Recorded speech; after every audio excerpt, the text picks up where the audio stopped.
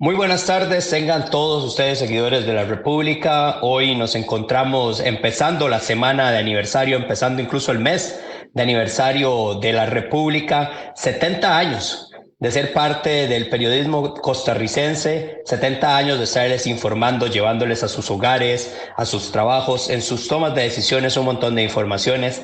Así que para nosotros es un placer estar día a día con ustedes. Mi nombre es Fabio Parriaguirre, soy el CEO de la República y hoy nos encontramos con un segmento nuevo que vamos a desarrollar a partir de día de hoy, en el cual conversaremos con figuras importantes, relevantes, a quienes tenemos que poner la atención en nuestras tomas de decisiones. Y por eso hoy invité al señor expresidente de la República, el señor Miguel Ángel Rodríguez Echeverría. También el señor expresidente es doctor en economía y vamos a conversar sobre cómo llegaremos al bicentenario de Costa Rica, los problemas y soluciones que enfrentamos. Señor expresidente, muy buenas tardes, muchas gracias por acompañarnos. Muy buenas tardes, Fabio. Me siento muy honrado de inaugurar este espacio de la República. Y me siento muy honrado de estarlo haciendo cuando se inicia la celebración de los 70 años de la República.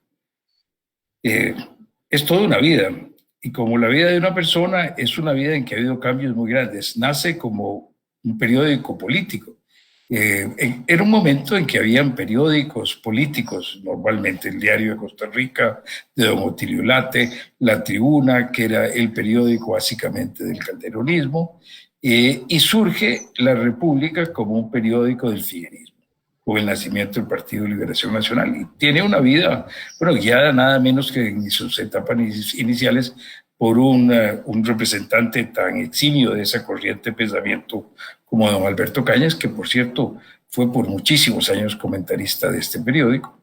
Me honró pues, parte final de la vida de don Alberto compartir con él como columbristas del mismo medio, allá desde a partir del año, no me acuerdo si 10 o 11 de este siglo.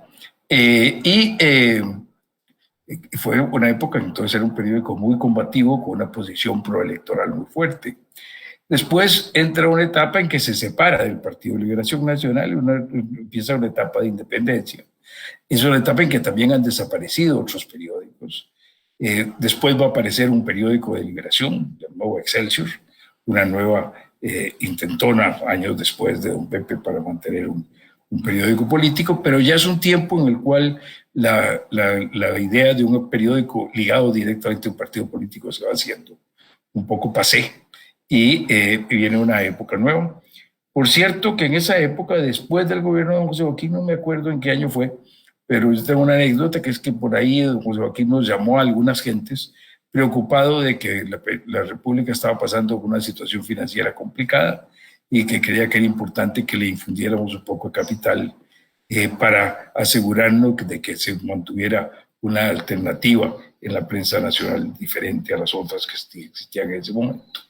Y, y algunos lo hicimos, después la perdimos esa inversión en algunas otras circunstancias empresariales del periódico, pero yo me siento halagado de haber actuado en esa ocasión, siendo la sugerencia de don José Joaquín. Y pues muy halagado y muy contento de que desde hace ya bastantes años el periódico me ha dado campo para mi columna Disyuntivas, que se publica los lunes y de la cual no he fallado nunca desde que empecé en este periódico. Así que muy contento de ambos elementos, de ser la primera de esta nueva serie que inaugura Fabio usted para el periódico y también de hacerlo en el mes en que se celebran estos 70 años de vida de un periódico que ha contribuido a la discusión inteligente que es la base de la democracia. Muchas gracias, don Miguel Ángel, por esas palabras, por esa introducción. Es muy curioso, revisando la publicación que hicimos el día de hoy sobre la historia de la República, en su primera edición del 1 de noviembre de 1950, uno de los temas que estaba bastante llamativo de aquel entonces era la economía del país y también el tema del presupuesto del país. Y también se escuchaba por ahí de bajar gastos. Me parece que son palabras como muy contemporáneas, y me imagino que es parte de lo que quisiera que nos comente don Miguel Ángel. Hablábamos cómo llegaremos a la Costa Rica del Bicentenario, primero hablando un poco de la problemática en la que estamos. En las cosas que le preocupan a usted, no solamente como expresidente de la República, no solamente como una persona que tuvo al país en un momento bastante también convulso y al final de cuentas terminó siendo un programa de gobierno que impulsó a una Costa Rica que en los años siguientes iba a tener superávit, que fue la última vez que tuvimos superávit en nuestras finanzas públicas después de su gobierno. ¿Qué le preocupa a Miguel Ángel Rodríguez como doctor en economía de la Costa Rica que estamos viviendo actualmente? Bueno, evidentemente el tema de los presupuestos, el tema del gasto, es un tema permanente de cualquier familia, de cualquier empresa, de cualquier país. Si uno se pone a escudriñar en papeles de Francia del siglo XVIII o de Estados Unidos del siglo XIX, se encuentra discusiones sobre el gasto, sobre el presupuesto, porque los recursos son limitados y entonces siempre hay una necesidad de hacer el mejor uso de ellos, porque si los uso para una cosa, no los uso para otro. Si yo saco mi billete de mi billetera y me compro un helado, ya no me compré otra cosa que me pude haber comprado con ese billete. Entonces, esa limitación hace que esto sea en los temas públicos siempre algo de interés en la discusión nacional. Costa Rica, y perdónenme que me eche un poquito atrás, pero si empezamos a ver la Costa Rica de hoy, para entenderla, lo más cercano que deberíamos arrancar es en la crisis de los 80. Porque la crisis de los 80, que se produce por una situación de incompatibilidad entre los niveles de gasto del gobierno con los niveles de ingreso, y además en ese caso por una situación de una economía muy intervenida, muy regulada, muy distorsionada, con precios que no reflejaban las escaseces relativas, después de esa circunstancia entramos a un cambio de modelo. Un cambio de modelo que nos movió en una dirección de una economía menos intervenida. En aquel tiempo había 300 precios fijados. El gobierno fijaba los precios de todas las cosas, lo cual era arbitrario. El Banco Central fijaba a cada banco qué podía prestar, cuánta plata podía prestar para sembrar arroz y cuánta para sembrar frijoles y cuánta para hacer una fábrica de llantas. Para cualquier cosa estaba fijado por el Banco Central los límites cada año de lo que cada uno de los bancos estatales, los únicos que había entonces, bueno, había estado el Lion, pero no podía recibir depósitos. Entonces, era una economía muy intervenida. Yo estaba en negocios en aquella época y me acuerdo, por ejemplo, poner un ejemplo, que en una planta empacadora de carne, nosotros recibíamos del gobierno una instrucción de a quién le podíamos vender los cueros. Nos podían exportarlos y los cueros, que eran un subproducto de la carne, teníamos que venderle 25 a tal tenería y 50 a tal otro y 30 a la otra. O sea, era una economía dirigida, muy socializada, con un estado empresario muy grande. Y en ese momento se viene esa gran crisis y entonces hay un cambio de modelo. Y nos vamos a un modelo de apertura para las importaciones y las exportaciones, bajamos los aranceles, nos hacemos parte del GATT, que era el tratado que funcionaba anterior a la Organización Mundial del Comercio, y entramos en un proceso de un cambio muy grande de lo que estábamos haciendo. Desaparece la fijación de precios, quedan unos muy pocos, 5 o 6 artículos ya desde aquella época con precios fijados. Lo que empieza a ocurrir es que empieza también un proceso para atraer inversión externa, para aprovechar la posibilidad de crear bienes para exportar. Y pasamos de que el 70% de nuestras exportaciones eran bienes agrícolas, 4 o 5 bienes agrícolas, a una situación actual en que exportamos más de 1.400 bienes a más de 140 países, pero esas cifras no son exactas, pues son del orden de magnitud de lo que son. Y esto es un cambio fundamental de la economía del país. La exportación agrícola ha seguido creciendo, exportamos mucho más de lo que exportábamos entonces de bienes agrícolas, pero hoy día es el 15%, un número parecido, de las exportaciones totales. O sea, es un cambio total de la estructura productiva del país. Eso nos permitió traer empresas de alta tecnología, nos permitió empezar a diferenciar la producción, nos empezó a generar unas ocupaciones gerenciales y de oficina para una cantidad de personas, los centros de respuestas telefónicas, los call centers, con los cuales empezamos a tener la posibilidad de que un muchacho que salga de bachillerato con un idioma extranjero y con un poquito de dominio de la computación podía empezar a ganar 700, 800, 900 dólares en lugar de los 400 dólares o 500 dólares que tenía si estaba en la economía tradicional. Entonces, esto es un cambio fundamental que se vino haciendo.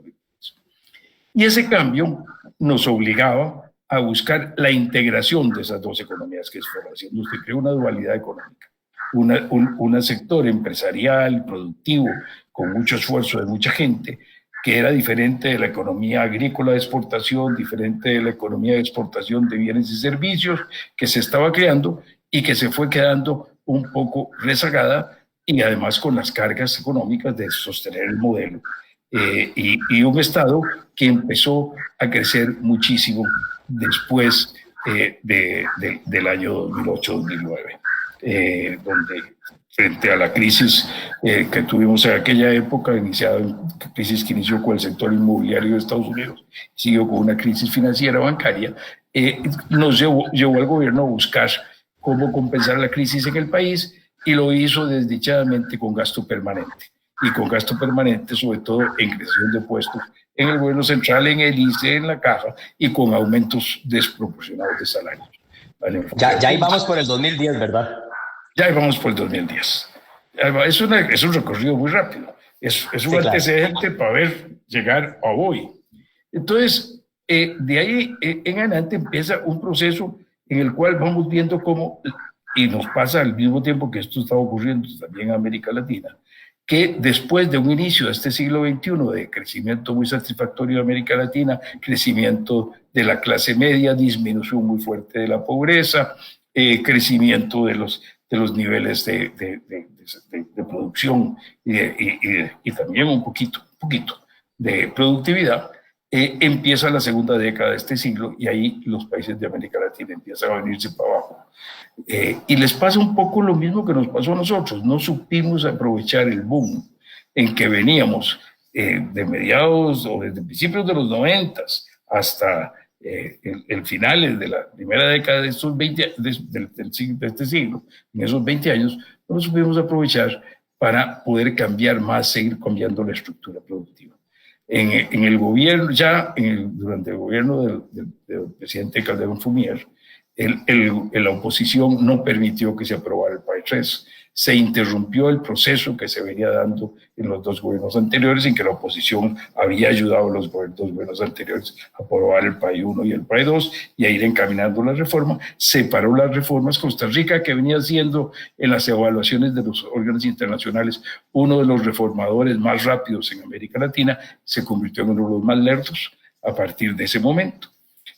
Quisimos resolver eso desde mi gobierno con la apertura de los monopolios estatales, con la concesión de obra pública, con la venta de algunos activos estatales, para lograr con todas estas cosas acelerar la infraestructura, el desarrollo de infraestructura y de la educación en el país, pero el país no quiso, no aceptó en ese momento, aceptó en algunos campos de apertura de monopolios con el Tratado de Libre Comercio con Estados Unidos unos años después, en otros campos no lo ha aceptado todavía, y lo cierto es que todo eso creó un retardo en la adopción de las medidas que permitían juntar esos dos mundos, el mundo más progresivo de las exportaciones sofisticadas, con tecnología en las zonas francas, con el mundo que se iba quedando atrás y que necesitábamos pegarlo. Eso hace que en la segunda década de este siglo tengamos un crecimiento realmente lento y que se viene haciendo cada vez más lento a partir después del año 15. 16 tiene más bien un poquito de crecimiento, pero ya en los índices que van señalando el crecimiento trimestral, vamos viendo que a partir de finales del año 15 empieza a bajar el crecimiento de la economía. Llegamos a un momento en que el problema económico se hace muy grande, ya inmanejable, no se logra resolver Cuando yo no lo logro resolver con las medidas que no eran de impuestos iniciales, lo que hago es que llamo a los exministros de Hacienda y les pido cómo resolvemos esto. La gente no quiere la apertura de los monopolios, que nos hubiera dado recursos para trabajar de esa manera, ni la venta de los activos. Sí pudieras trabajar en la concesión, pero los otros gobiernos no siguieron trabajando en lo de concesión. Hicimos un cambio en la estructura del gasto del país y mejoramos el cobro de impuestos, todo lo cual se refleja en cifras, no es cosas que estoy yo hablando por hablar. Pero lo cierto es que no se siguió ese camino. Entonces llamamos a los ministros de Hacienda y nos dijimos, bueno, la solución es que para poder lograr esos objetivos de mayor gasto de infraestructura, mejor calidad de educación, empezar a producir una cosa más moderna en el Estado, pues vamos a tener que tener impuestos nuevos. Y ahí viene la idea del IVA y la idea de la renta global, que se presentan por mi gobierno a la Asamblea Legislativa y que hasta el año 18 se aprueban en la parte del IVA, no en la parte de renta global. Entonces, con algunas reformas a renta, pero sin llegar a la renta global.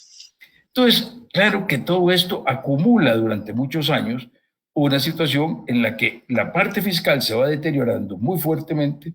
Cuando la parte fiscal se va deteriorando, le pasa al país lo mismo que le pasa a una familia cuando empieza a gastar más de lo que le entra y empieza a pagarlo con crédito. Al principio el crédito es una maravilla, al principio te da agua, te sentís contento, te entran recursos, pero después tienes que pagar la tasa de interés. Y conforme más te endeudas, más van creciendo los intereses. Pero además, conforme más te endeudas y más van creciendo los intereses, te convertís en un deudor más riesgoso. Entonces la tasa que te cobran comparada con la que le cobran a otros empieza a subírsete, porque sos un acreedor que implica más riesgo. Un deudor, perdón, que implica más riesgo. Entonces eso hace que crezca todavía más el interés. Y si uno ve lo que pasa en Costa Rica, al principio los disparadores del crecimiento del gasto son las pensiones, son los salarios, son las transferencias.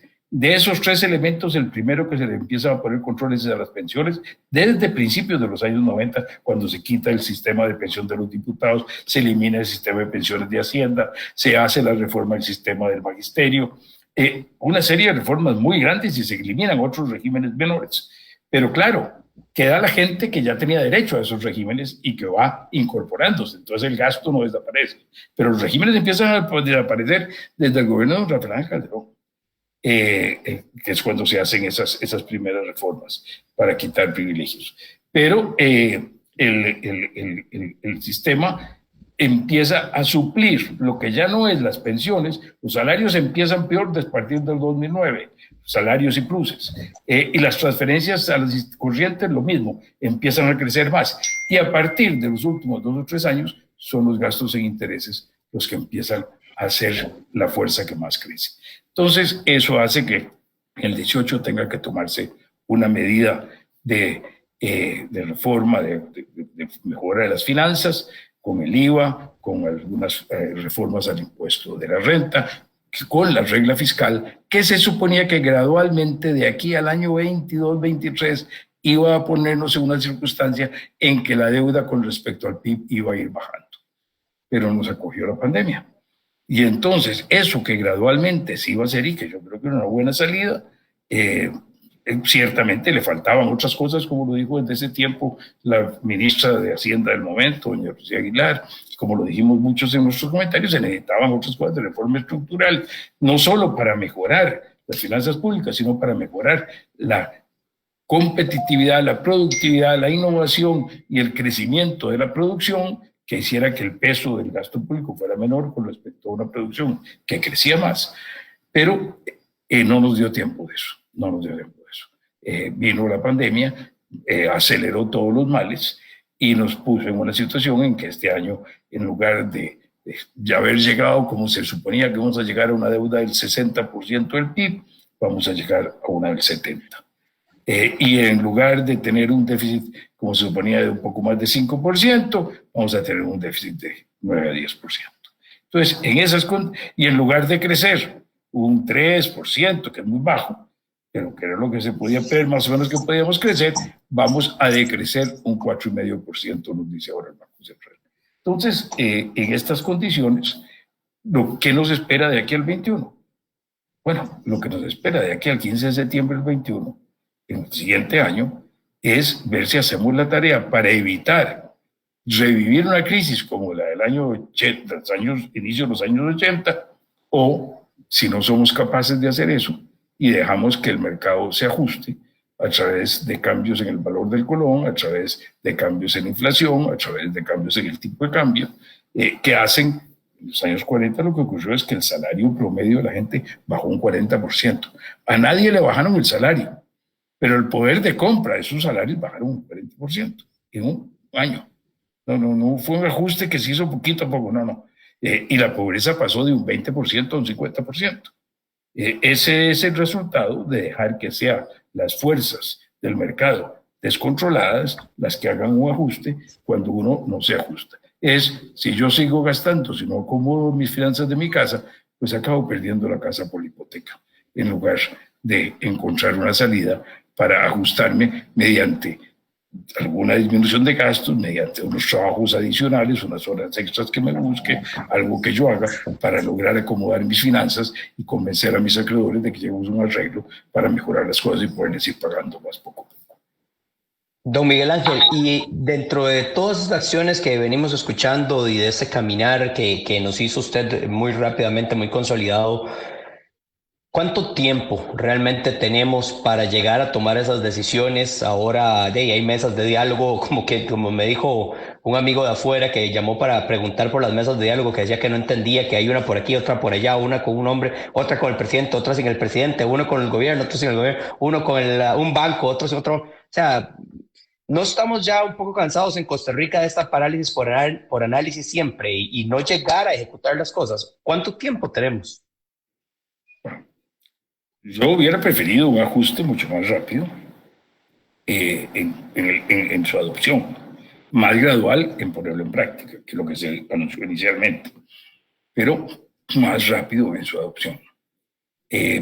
Por eso hace un par de semanas o 3 semanas, ustedes me publicaron un manifiesto, un llamado que yo hice en 5 puntos, uno de los cuales señalaba que yo creía que lo lógico era ya que el gobierno presentara un plan B, distinto al que inicialmente había propuesto, más equilibrado entre ingresos y gastos, más gradual, tomando en cuenta algunas medidas adicionales que no se han tomado en cuenta, administrativas, y que dejara unos cambios estructurales adicionales para ir tomándose después, pero que esto fuera suficiente para poder hacer números adecuados, no de mentiras, sino de verdad, que nos permitieran ver que dominábamos el crecimiento de la deuda para empezarlo a bajar, lo cual requería disminuir muy rápidamente el déficit primario y hacerle un toque fuerte inicial a la deuda, pero con otros mecanismos que los que se vean establecidos. Y que esa propuesta debía hacerse al Congreso para conocerse como se hizo se ha hecho en el pasado en algunas ocasiones por una comisión mixta, en la cual no podía, por supuesto, haber la representación de 70 grupos, pero podía haber 2 o 3 representantes de grandes sectores y que podía recurrir a estar en consulta con algunos economistas que quisieran llamar y donde los funcionarios y los aspectos técnicos del Banco Central, de Hacienda, del Ministerio de Planificación, pudiesen ir evaluando las propuestas y las discusiones que se fueran dando para que fuera una discusión muy dentro del conocimiento, dentro de la ciencia, dentro de lo que empíricamente se puede probar de las cosas para lograr ir saliendo de una negociación que ya fuera llegando a algo que se le pudiera presentar al Fondo Monetario para llegar a un acuerdo. Y menciono ya de una vez el Fondo Monetario. ¿Por qué el Fondo Monetario? El Fondo Monetario no es por un préstamo de $1.750.000, de $1.750 millones. Eso es muy pequeño comparado con lo que el país necesita. El país está necesitando para el año entrante una cifra del orden de 14.000, 15.000 millones de dólares. De manera que eso que se va a desembolsar en 3 años es una cantidad muy limitada comparada con eso. No es la plata. Lo que pasa es que queremos un ajuste gradual. No queremos tener que en un año tomar todas las medidas. Pero los inversionistas nacionales y extranjeros, y ahora voy a hablar de eso de nacionales y extranjeros, en colones y en dólares, han ido perdiendo la fe a la capacidad que tenemos para tomar las medidas. ¿Por qué? Porque tenemos muchos años de estar en esto, porque lo intentó en mi gobierno con una vía, no se pudo. Lo intentó el gobierno de Don Gabriel con otra vía, no se pudo. Don Gabriel tuvo que entonces meterse en una restricción de gasto absoluta y con esa restricción de gasto absoluta produjo un superávit y entonces vino la crisis del 2008-2009, se aumentó el gasto, doña Laura trató de corregirlo con impuestos, no se pudo. Y lo corregimos en el 2018 ya muy tarde y nos cogió la pandemia y no, ahora tenemos que hacer más cosas. Entonces, en esas circunstancias, necesitamos hacerlo gradualmente. ¿Cómo nos van a creer? El arreglo con el fondo es lo que nos da credibilidad. Por eso es el arreglo con el fondo. El arreglo del fondo no es por otra razón, es porque si el fondo avala que las medidas que estamos diciendo que vamos a tomar tienen los resultados previsibles que nosotros estamos diciendo que van a dar, en cuanto a disminución del déficit, en cuanto a disminución de la tasa de crecimiento de la deuda, en cuanto a poder ir convergiendo a que la deuda empiece a disminuir de aquí a unos años. Eso le da a todos los inversionistas confianza y eso nos permite entonces tener a tasas de interés más razonables los créditos que necesitamos, eso sí, los 14.000, 15.000 millones que necesitamos para el año entrante y los que vamos a necesitar los años siguientes, porque vamos a tener que seguir por varios años.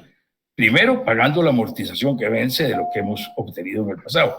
Y dos, el déficit no va a desaparecer del todo de un día para otro. Entonces, el déficit, aunque vayan siendo cada vez menores, van a seguir existiendo y va a haber que financiarlos. Entonces, esas dos cosas nos obligan a ir teniendo los recursos, pero teniéndolos de una manera y con un programa que haga que la relación de esa deuda, que crece cada vez más lentamente, con un PIB que crece cada vez más rápidamente, vaya disminuyendo y entonces tenga menos peso sobre el valor de la producción.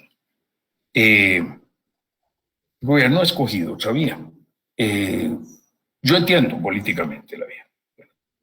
Yo puedo entender, tratar de entender. Si quiero hacer un ejercicio de buena voluntad, tratar de ponerme en los pies del otro y decir, ¿por qué yo diría que puedo estar haciendo eso? Bueno, yo puedo ser que yo asuma que hubo mucho movimiento en la calle, hubo calles cerradas, hubo violencia, hubo dificultades y se trata de apaciguar un poco el clima social para lograr, y eso se logra con este ambiente de diálogo, de negociación, que tiene una meta para el 20 de noviembre, como entiendo, y que lo que está diciendo es, bueno, vamos a atrasarnos un mes, esto tiene un costo, ese costo ya lo estamos viendo, los bonos del país han disminuido su precio como un 10%. En las últimas semanas o semana, lo cual es por esto, porque no estamos tomando las medidas y la gente no está clara de si el gobierno va a llegar al final a tener el plan B, que va a salir de esto, o si no va a salir nada, o si el gobierno se va a quedar, si no sale nada, va a presentar algo, no va a presentarlo. Esos son incógnitas que hacen que se haya caído el valor de los bonos. Pero entonces, si ese costo es un costo transitorio por un mes, una cosa por el estilo, para luego poder encontrar el camino y ya con un país más consciente de los problemas que nos ha llegado estudiado, gente que representa los distintos grupos y que con racionalidad podamos llegar a encontrar una solución, pues maravilloso, ese es un camino. El problema sería que pase el mes, que no haya un plan B, y que entonces nos quedemos sin Inés y sin el retrato. Ahí sí estaríamos en un grave problema que pondría una presión muy grande en contra de nosotros. ¿Cuánto tiempo tenemos? Me pregunta usted. No, yo no tengo una lámpara de Aladino, ni una bola mágica, ni sé leer las cartas de ese tarot para averiguar el futuro. No tengo nada de eso. Eso es imposible de decirlo. Depende de muchas cosas que vayan ocurriendo, depende de cómo el gobierno reaccione, de cómo reaccionen los inversionistas, depende de qué pase, con la gente se pone nerviosa o no se pone nerviosa, de cuánta confianza se nos tenga todavía o no se nos tenga todavía. Hay cosas positivas, la caída de este año va a ser un poquito menor de lo que creíamos, el mundo está cayendo en su producción menos de lo que querían, las exportaciones han crecido en el último mes. Contrario a lo que muchos creíamos. La tasa de desempleo que subió muchísimo al 24, en los 6 medidas siguientes subió un poquitico nada más y luego ya bajó un punto. Entonces pareciera que ya no va a crecer más la tasa de desempleo, que va a empezar a disminuir con esta menor caída de la producción y con este aumento de las exportaciones. O sea, hay algunos elementos positivos, no todo hay que verlo negro, hay cosas positivas y hay que verlas. Y yo creo que estas son las cosas que tenemos que aprender los costarricenses en este momento. A ser objetivos, a no ser viscerales. Esta es una hora difícil. En las horas difíciles, cabeza y corazón, no hígado. El hígado es el peor consejero, enojarnos, pelearnos. Yo sé que la gente está a disgusto, yo estoy a disgusto, a mí me gustaría vivir una vida mucho más normal de la que estoy viviendo, me gustaría salir de mi casa como antes, irme a lugares, ir a reuniones, juntarme con amigos. Bueno, desdichadamente no es eso lo que estoy viendo. Y lo que yo estoy viendo en esto es muy poco comparado con las familias que han perdido su empleo, que se han empobrecido, que están con enormes dificultades. Y por cierto, que uno de los trabajos que no podemos dejar de lado es que a esas familias hay que seguirlas atendiendo, aunque eso signifique aumentos de gasto. El único aumento de gasto que a mí me parece que es justificado en estas épocas, el único, es el aumento de gasto en salud y el aumento de gasto en atender a las familias pobres que se vean en carencias, porque eso es lo esencial que tenemos que hacer. Y lo que no deberíamos descuidar, la calidad de la educación que desdichadamente está sufriendo mucho por no tener las clases presenciales y la expansión tecnológica que es indispensable para reactivar y crecer hacia los años. Infraestructura. Entonces las otras cosas tenemos que limitarlas y vamos a tener menos y vamos a tener que sacrificarnos en muchas cosas. Y yo no quisiera que fuera así. Y yo sé que a la gente no le gusta que es así, pero tenemos que empezar por aceptar que nos hemos empobrecido, que nos estamos empobreciendo y que tenemos que responder a esto para no empobrecernos muchísimo más. Claro. Don Miguel Ángel, es clarísimo que ese descontento de la gente, de una gran cantidad de costarricenses, por supuesto que el tema para muchos que haberse quedado sin trabajo genera también temas de inseguridad. Ya la gente, muchos se quedaron con este sin sabor o mal sabor de ver a tanta gente en la calle manifestándose de forma violenta, aunque por ahí se decía que habían otros grupos y otros intereses también de por medio. Pero bueno, estamos entrando en una Costa Rica que prácticamente teníamos mucho rato de no vivirla, ¿verdad? De no verla. Tal vez me acuerdo así un poco en temas de violencia, en ese tipo como de cierros, tal vez una época que vivió usted con el tema del combo, pero después de ahí no recuerdo tampoco una Costa Rica tan violenta como la que vivimos un par de meses atrás. Ese es el tema del negativismo de la gente y también de la incertidumbre del empresariado. ¿Qué mensaje podría tener el gobierno, principalmente tomando en consideración que ahora tiene la fuerza de tener tiempo extraordinario en la Asamblea Legislativa, ahora hasta prácticamente mediados del próximo año? Este es el primer año que el Poder Ejecutivo tiene el poder después de mayo, ¿verdad? Con el cambio que se había hecho de la Constitución, tiene más tiempo extraordinario y habría que ver qué situaciones se pueden dar en esto, si realmente se va a convertir en un tema de soluciones o se va a convertir en un tema político, porque también entramos en campaña política a partir de mayo del otro año. Bueno, yo creo que no deberíamos tenerle miedo a la campaña política, en el tanto la campaña política se vaya generando alrededor de soluciones y no de demagogia y populismo. Desdichadamente, estamos viviendo una época del mundo en la cual en nuestra América Latina y en otros países desarrollados con mucha larga cultura democrática, están viviéndose el dominio de la pasión, del populismo y de la irracionalidad y de la emotividad, y no de la razón. Los seres humanos, si nos distinguimos en algo, es por la capacidad de razonar, de pensar, de prever lo que va a venir, de ver las consecuencias de los actos y de actuar conforme con eso.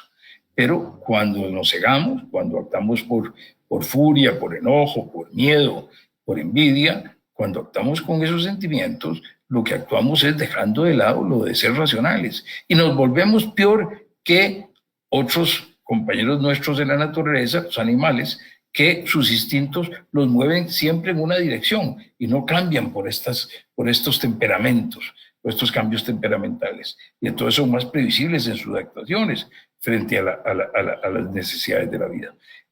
Yo creo que estos meses que vienen por delante, todos tenemos que empezar una profunda reflexión. A mí me parece que ha sido muy oportuna la encíclica del Papa Francisco resaltando la fraternidad, porque me parece que eso es lo que nos puede ayudar a resolver el choque entre posiciones de intereses legítimos, diferentes, legítimos, respetables, y cada grupo tiene su derecho a defender la posición de visiones de cómo funcionan las cosas distintas, también legítimos, valiosos, pero que deben someterse a la prueba de ver los modelos en que se basan esas proyecciones y de ver la validez y el sustento científico que tienen unas u otras, a ver cuál es la que tenemos que adoptar. Ahí no se trata simplemente de gustos por una cosa u otra, se trata de eficacia de las medidas y de los instrumentos, y entonces tenemos que darle campo a la razón, a la capacidad analítica, pero también al corazón, al amor por los demás, para entender que en estas circunstancias los que menos tienen que sufrir son los que son más débiles, y que es a los que debemos proteger en mayor medida. Y dentro de eso están las personas y las familias más pobres, los que tienen que estudiar ahora para prepararse para el futuro, porque esos están en ese futuro que tenemos que defender y proteger, y a los cuales no les podemos dar la espalda. Claro, por supuesto.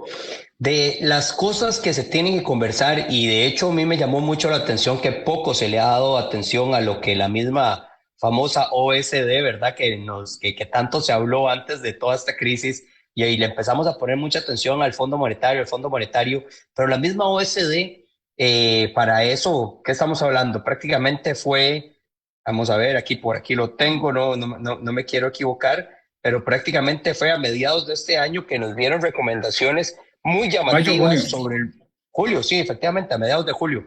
Recomendaciones muy llamativas y muy contundentes sobre lo que el país debía hacer para llegar a soluciones, para llegar a tener un mejor acercamiento con todo este tipo de desarrollos, y la dejamos ahí tirado. Ya poca gente habla de esas soluciones que nos dio la OSD, y dentro de eso, muy preocupante, ellos decían el tema del gasto público, y lo hemos dejado.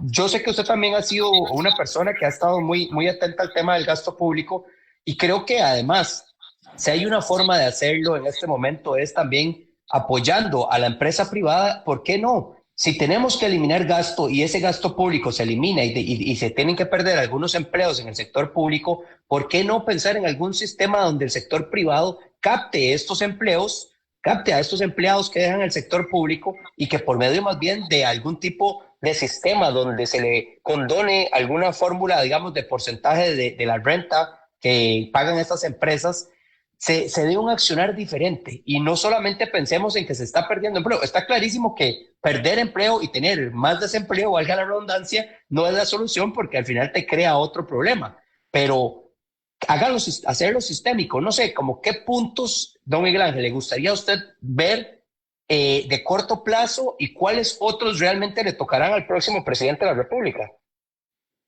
Yo creo que este es un tema que no podemos tratar de simplificarlo, es un tema complejo. El Fondo Monetario no ha estado haciendo ningún tipo de propuestas. No es que estamos viendo unas propuestas del Fondo Monetario en contra de otras propuestas de la OECD. No, el Fondo Monetario no ha hecho propuestas. El Fondo Monetario está esperando que Costa Rica le haga una propuesta, que le diga, mire, estas son las medidas que nosotros pensamos que se pueden tomar. Con estas medidas nosotros creemos que se pueden obtener estos resultados. ¿Ustedes estarían de acuerdo en hacer un programa con nosotros con esta base? El fondo entonces va a medir esos resultados, va a ver si esas medidas tienen lógica, que tienen dentro del conocimiento que tenemos de la economía. No es perfecto, pero que es un conocimiento cada día más amplio. Dentro de ese conocimiento, cómo se pueda decir si esas medidas producen ese resultado. Para ver si producen ese resultado, van a tener que tomar en cuenta dos cosas. De lo que se trata en el fondo, lo más esencial, es de hacer que la relación de una fracción, eso que aprendíamos en tercer grado, las fracciones, los quebrados, decía la niña Carmen en mi tiempo, en la escuela Buenaventura de Corrales, que tienen un numerito arriba y un numerito abajo. El de arriba se llama numerador, el de abajo se llama denominador. En este caso lo que tratamos es un quebrado, una fracción, que arriba tiene la deuda del gobierno y abajo tiene la producción del país. Entonces, eso es exactamente como en su familia, don Fabio.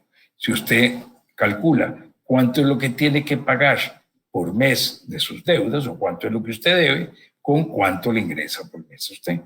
Entonces usted ve sus ingresos con respecto a las obligaciones de pago. Y eso es lo que le dice si usted está tranquilo y puede seguir adelante, pues, tiene para la alimentación y para el vestido y para la educación de los chiquitos y para arreglar las goteras de la casa en este mes de octubre y noviembre, y puede entonces manejar sus cosas adecuadamente. Se le cambia, se le fue una llanta al carro y tiene que comprar una, de dónde salir. Y usted maneja esa cosa. Entonces, eso se nos fue de la mano. Eso se nos fue de la mano. Entonces, eso hace que, como le decía, ahora es la tasa de interés por ser más alta y el monto de la deuda por ser más alto, lo que hace que ese gasto se haga cada vez más alto y hace que ese quebrado se haga cada vez mayor, porque el numerador crece muy rápido comparado con lo que crece el denominador. Entonces, ahí estamos fregados. Pero entonces se trata de que tenemos que controlar tanto el numerador como el denominador. O sea, tenemos que hacer consolidación fiscal, que es la medida de estabilidad de corto plazo, pero tenemos que hacer crecimiento de la economía, que es hacer que el denominador crezca. El de abajo, sí, el denominador crezca. El problema es que uno influye en el otro. Sí, como usted me lo acaba de decir, por eso me vine a hacer este ejemplo. Usted acaba de decir, si se baja el empleo público, bueno, hay más gente desempleada, entonces eso es un problema, porque ¿qué pasa con esa gente que está desempleada? Entonces, el tema es que hay que tomar las medidas de consolidación fiscal para que la deuda crezca lo menos posible mientras llegamos a un momento en que más bien disminuya, pero eso que tomamos esa medida puede hacer que el denominador, la producción, se afecte.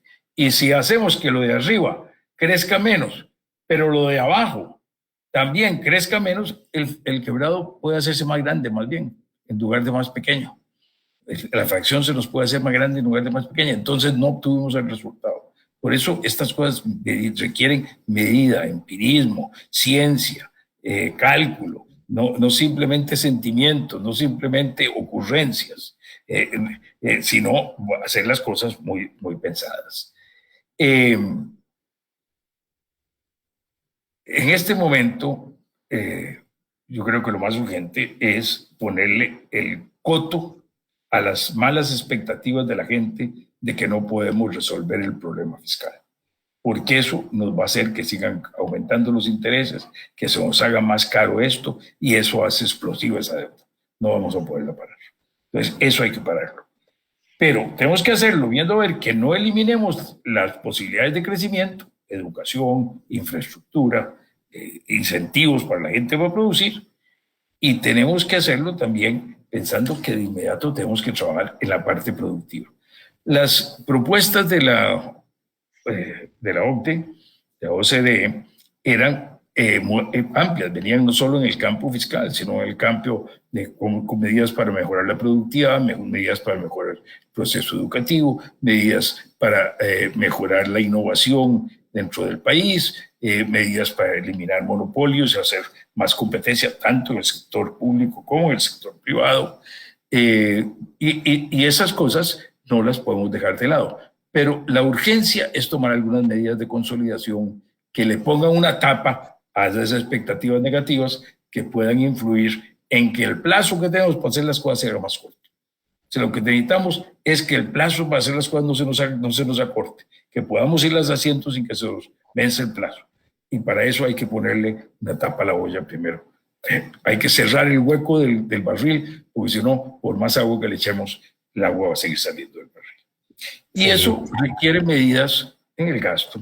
Eso va a requerir, yo creo, algunas medidas de impuestos, temporales al menos por un tiempo, para mientras logramos hacer que ese déficit primario disminuya más rápidamente y mientras logramos darle algún golpe inicial a la deuda. Y eso va a requerir algunos cambios de activos públicos para hacer más fácil y más gradual el sistema. Pero si entramos a eso basados en solo prejuicios, pues estamos fregados. También eso va a requerir que sea sostenible.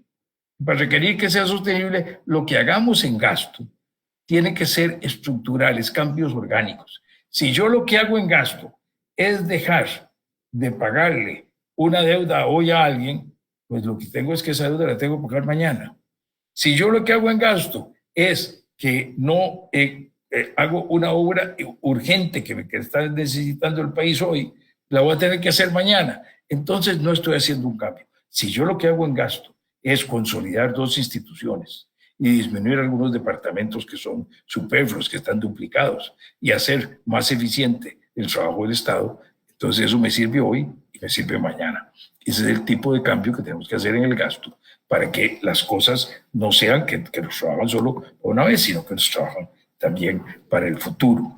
Y entonces ahí viene la reactivación. Entonces necesitamos medidas de choque, de arranque, que nos puedan permitir empezar a cambiar las expectativas y a cambiar lo que está pasando con el crecimiento de esa deuda con respecto al PIB.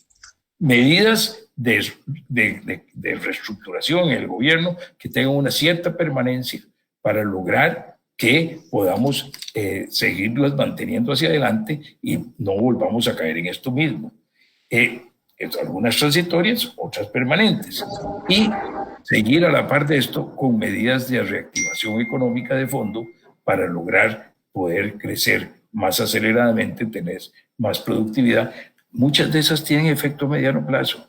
Mejorar la educación. Nosotros en los exámenes de PISA, que son exámenes internacionales que hace la OCDE, por cierto, de la habilidad de los muchachos de 15 años para ejercer conocimientos matemáticos, literarios y científicos en su aplicación a cosas de la vida real, andamos 2 años atrasados con Europa. Eso es un costo muy grande. En general, toda América Latina anda muy mal, pero nosotros andamos mal con América Latina.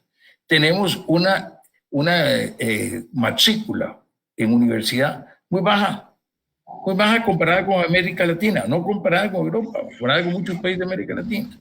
Entonces no estamos preparando una fuerza laboral con la capacidad de dar el cambio, acelerar la asimilación de la tecnología, la innovación, la productividad y sacar adelante el país. Ese es el cambio que necesitamos de crecimiento.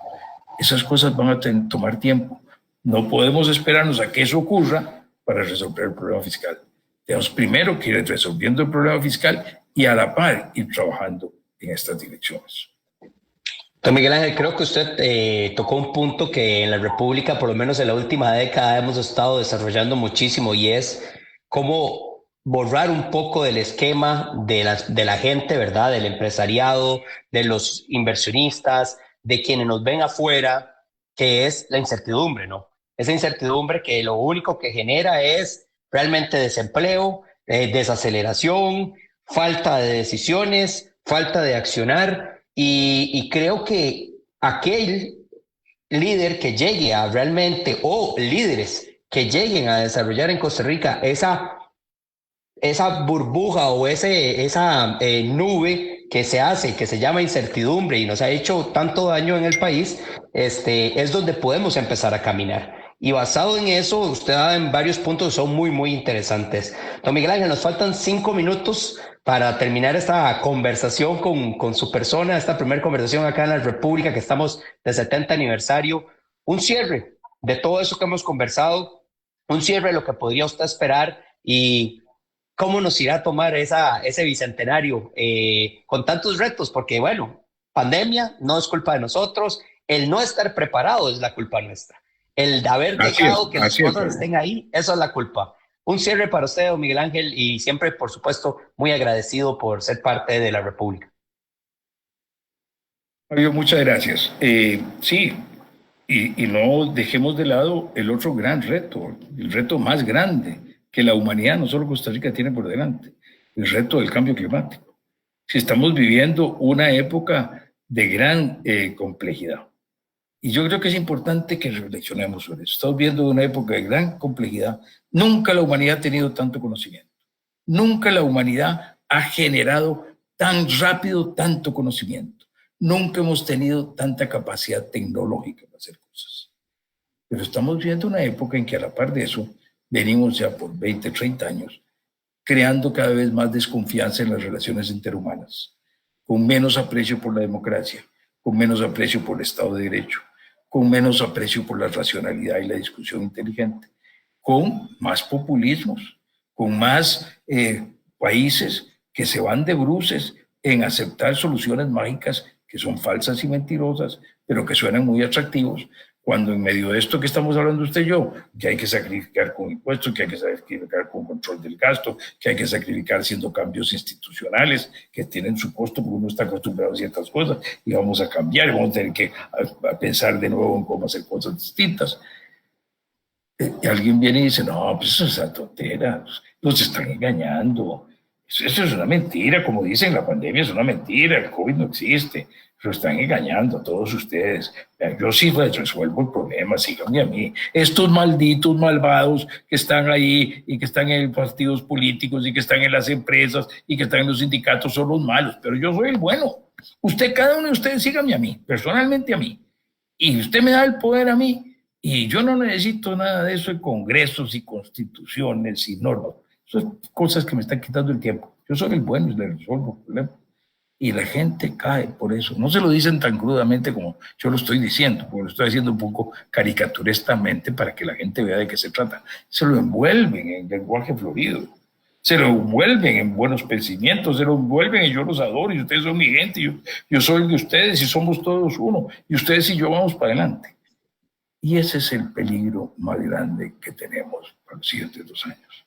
Peligro más grande de Costa Rica, más grande que el del calentamiento global, que es enorme, más grande que el de la pandemia, que es enorme, más grande que el de la situación fiscal y económica que vivimos, que es enorme, es el riesgo político de caer en las trampas del populismo y convertirnos en, de ser uno de los países de América Latina que venía con más posibilidades que hemos ido desaprovechando y andando lentos en aprovecharlas para dar el salto y tener una sociedad cada vez con menos gente en la pobreza y cada vez con una clase media más poderosa y más satisfecha consigo misma. Hemos desperdiciado eso, pero tenemos ahí el potencial, podemos hacerlo. Pero podemos volvernos de eso a ser uno de los más atrasados. Venezuela era el país más rico de América Latina en su potencial, en lo que sus recursos, sigue siendo en sus recursos. Es hoy uno de los más pobres. Era un país sin violencia, es uno de los 5 más violentos del mundo. Los cambios se producen para atrás, no solo para adelante. El resultado de perder las cosas es terrible. Y yo por eso mi llamado a mis conciudadanos de este país que tanto quiero es que usemos la razón y el corazón. Usemos la razón y el corazón. Pensemos, busquemos a los que saben de un tema. En medicina, si a mí me duele el corazón, yo voy donde un cardiólogo, no voy donde un mago. Eso lo hacía mi tatarabuelo, yo no. Ya aprendimos que hay que ir donde el cardiólogo y no donde el mago del pueblo. Por Dios, en los problemas que tenemos, midamos, estudiemos, analicemos las soluciones, veamos las alternativas. No digamos no a lo que nos dicen los demás antes de oírlos. Tenemos 2 oídos y una boca, por algo nos hizo Dios así, para oír más y hablar menos, escuchar, aprender. No, ninguno de nosotros es sabio, ninguno de nosotros tiene todas las soluciones. Pero entre todos, oyéndonos, aprendiendo con buena voluntad, usando la ciencia, usando el conocimiento y teniendo corazón para fraternalmente buscar las soluciones que más favorecen a los más débiles, podemos encontrar un camino que haga que Costa Rica encuentre de nuevo el camino al progreso y nos llenemos de entusiasmo y de esperanza, como hemos vivido tantos años en este país. Hemos tenido muchos problemas. Es un país que ha vivido con muchos problemas. La guerra del 56, después del triunfo en Rivas, los soldados se vinieron huyendo del cólera y los muertos quedaban a lo largo de los caminos polvorientos de Guanacaste, de Alajuela, de Heredia, de San José. Murió el 10% de la población, como si hoy murieran 500,000 personas. Y fueron capaces de volverse a organizar e irse a hacer la campaña del tránsito y ganarle a Walker la guerra. Venían del problema de la Primera Guerra Mundial. El café dejó de exportarse, se podría en las matas, no había comercio. El país cayó en una crisis económica muy grande. vino la guerra con los Tinoco, la sociedad enfrentada, una cosa fuerte, muy dura. Y viene la fiebre española y se muere. Lo que en aquel año, que murió en el año 20, la cantidad de gente es como toda la gente que murió el año pasado en Costa Rica, como 24,000 personas. El equivalente de los 2,300 personas que murieron allá, comparado a la población de aquel tiempo, 400 y pico mil ciudadanos, a la de ahora de 5 millones y pico, es como todas las muertes del año pasado. Y salieron adelante. Y se dividió el país en el 48, tuvimos un conflicto, y hubo gente que fue exilada, que se fue del país, y tuvimos una contrarrevolución en el 48, una invasión en el 55, y logramos superar eso y generar unos años de progreso y de trabajo, en que no pensábamos todos iguales. Unos pensaban que necesitaba un Estado más intervencionista, otros pensaban que necesitábamos un mercado más actuante, unos querían más igualdad, otros queríamos más fraternidad y más libertad, pero encontramos soluciones y fuimos haciendo. Es decir, nos cayó la crisis de los 80 y pasamos de 20 a 50% de pobres y logramos otra vez salir adelante. Y hoy los datos del nivel de vida de lo que tenemos comparado con lo que teníamos en los 80 no es comparable. Logramos irnos superando mucho. Que pudimos haber hecho más, por supuesto. Que debemos siempre aspirar a más, por supuesto. Pero que hoy podemos vencer esto y salir adelante, sí. Pero con cabeza, conocimiento, el uso del conocimiento, pensar, razonar, buscar las soluciones que tienen base científica y corazón. Apoyar a los que más necesitan. Don Miguel Ángel, muchas gracias por su tiempo, muchas gracias por acompañarnos acá en este primer segmento de Conversemos la República. Muy interesante lo que hemos conversado, sin duda se nos quedan un montón de cosas más. Estuvimos molestando antes de empezar el programa y dijimos que podía darnos el bicentenario para llegar a conversar todo lo que tenemos que conversar y analizar, pero lo volveremos a invitar sin duda alguna, y como siempre agradecísimo con usted y por ser parte de la República. Muchas gracias, Fabio, y muchos éxitos en los próximos 70 años. No los voy a acompañar en todos ellos. En estos primeros 70 sí, en estos otros me parece que no. Pero en fin, se los deseo que sean muy buenos. Muchas gracias, don Miguel Ángel. Y vamos a seguir con este programa. Toda esta semana vamos a tener varios segmentos. Mañana, curiosamente, tenemos un tema muy interesante. Ahí lo vamos a estar anunciando en las redes sociales, porque es un día, aunque no es la elección en Costa Rica, es la elección en el principal socio comercial del país, en el lugar donde tenemos que tener los ojos puestos y saber muy bien qué va a suceder, si es el señor Trump, si es el señor Biden que va a ser el próximo presidente de Estados Unidos. Así que nos veremos mañana en otro Conversamos la República. Muy buenas noches tengan todos ustedes.